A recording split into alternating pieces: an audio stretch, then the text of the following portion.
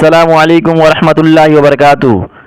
حامد وصلی اما بعد، محترم ناظرین، آج کے اس درس میں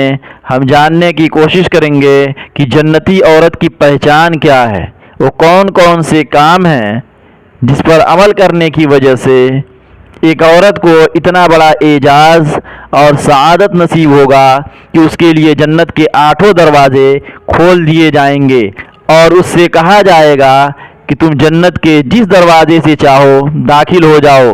تو نبی کریم صلی اللہ علیہ وسلم کی بہت ہی پیاری حدیث ہے، آپ سماعت فرمائیں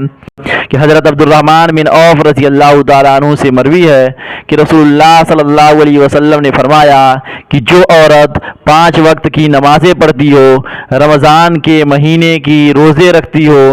ماہ رمضان کے روزے رکھتی ہو، اپنی عزت و آبرو کی حفاظت کرتی ہو اور اپنے شوہر کی اطاعت کرتی ہو، تو اس کے لیے جنت کے 8 دروازے کھول دیے جائیں گے اور کہا جائے گا کہ جنت کے جس دروازے سے چاہو داخل ہو جاؤ۔ یہ کتنی بڑی سعادت اور خوش بختی کی بات ہوگی کہ جس کے لیے جنت کے 8 دروازے کھول دیے جائیں۔ ویسے تو دنیا میں جتنے بھی انسان بستے ہیں، سب کی یہ خواہش اور آرزو ہوتی ہے کہ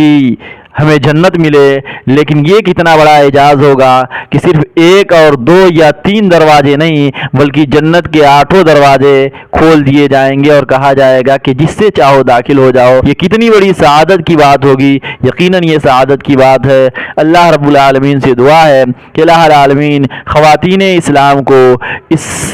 حدیث پر عمل کرنے کی توفیق دے، آمین۔